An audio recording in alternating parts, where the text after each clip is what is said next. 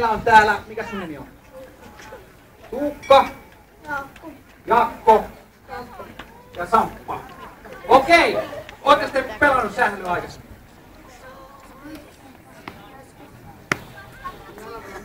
Okei, kaikilla on jonkinlainen haju ja mä uskon, että pallokin pysyy lavassa. Ootte se valmiina? Kilpailu alkaa nyt! Mieletöntä, ensimmäinen putos.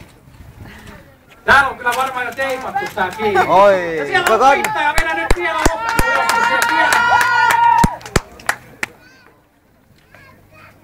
Aivan mieletöntä. Tarkistan pallon.